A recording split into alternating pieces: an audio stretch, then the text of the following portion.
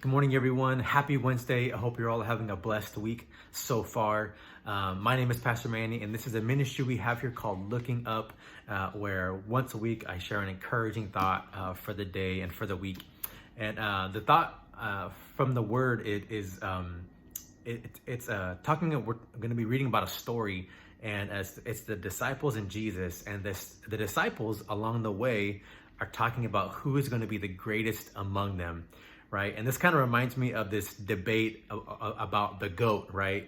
For some of you that don't know what the GOAT means, GOAT is just short for greatest of all time, right? And you have these debates and these discussions with athletes, right? For basketball, the debate of greatest of all time, is it Michael Jordan? Is it LeBron James? Is it Kobe Bryant, Magic Johnson? For boxing, is it Muhammad Ali, Floyd Mayweather, Mike Tyson? And Olympics, right? Is that Michael Phelps? But yeah, you have this GOAT debate, the greatest of all time. And the disciples begin to discuss this. Who's going to be the greatest among them? So let's go ahead and read the story real quick. This is found in Mark chapter 9, verses starting at verse 33. And it says this: After they arrived at Capernaum and settled in a house, Jesus asked his disciples, "What were you discussing out on the road?" But they didn't answer because they had been arguing about which of them was the greatest. He sat down, called the 12 disciples over to him, and said, "Whoever wants to be first must take last place and be servant of everyone." Then he put a little child among them, taking the child in his arms. He said to them, "Anyone who welcomes a little child like this on my behalf welcomes me. Anyone who welcomes me welcomes not only me, but also my Father who sent me." Okay, so Jesus sits them down and he wants to use this as a teaching lesson. Okay, and first of all, he says to them, "Hey, if you want to be my disciples, right? If you want to be a follower of mine, this is what you must do. Whoever wants to be first must take last place and be servant to everyone." So now Jesus isn't just talking to his disciples, he's talking to all of us, right? And so if we want to truly follow Jesus, if we want to be his disciple, we must not only take last place in the sense that we are to put others before ourselves. We are to look to where we can serve other people first, because a lot of times we want to serve ourselves, right? We want to just do things for ourselves, right? And Jesus is saying here, he's like, hey, the kingdom is not about what you can get, obviously, but I mean, obviously when we receive Jesus, when we accept him into our lives, we already get everything in him, right? But then the next step is, as my followers, you are to be a servant of everyone.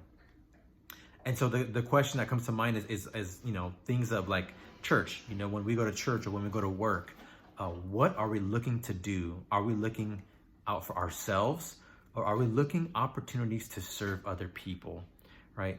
And I'm not saying that we shouldn't look out for ourselves. However, is our main objective to look how we can serve other people? When we go to church, what are we going to church for? Is it for ourselves, or is it so we can go to serve other people? And obviously it's always, there are studies that show that it's better to it actually gives us more value, it gives us more purpose and meaning when we actually look to serve other people, right? So he says first, you must be a servant to everyone. And then he says this: he takes a child in his arms and he says to them, "Anyone who welcomes this little child like this on my behalf welcomes me. And anyone who welcomes me welcomes not only me, but also my Father." And other places too, that of stories like this, he says you must be as a child, right? He doesn't say you must be childish, but you must be childlike. Childlike in the sense that when we look at children and we look at their parents, children depend on everything for their parents, right? They depend on love, they depend on care, on food, on resources, and clothing, and shelter, and things of this nature. Uh, um, and this is how we must be towards God. We must be childlike in the sense that we depend upon Him for everything. And that's kind of hard, it being in our Western culture, because when we have jobs, when we have money, when we have all these things, it's we tend to depend on God less when we have so many things to our disposal, and that we can just get on our own, right? But I want to challenge us this week and beyond, to really have a childlike relationship with Jesus, that we depend upon Him for everything.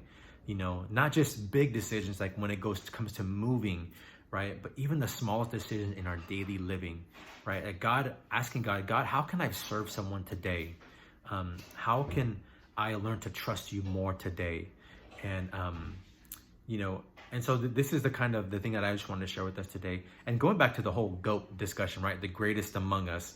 This is a kind of like a human thing that we want to be great, right? But Jesus' greatness in God's kingdom isn't like what you gain and how much money you have and all these things. It's about how you serve people, right? It's about being humble. It's about humility. And obviously Jesus exemplifies this, in His living and Him dying for us on the cross. And the whole GOAT debate, right? Greatest of all time. The greatest of all time is actually Jesus, right? He is the GOAT because He gave everything for us, and He sacrificed everything for us. And He wants us to follow in His footsteps and His example. All right, so that's just my thought for us today and for the week. I hope you'll have a blessed week. Stay safe, and again, look for someone to serve. And also pray and ask God, how can I be childlike in how I trust in you, Father? All right, take care and have an awesome week.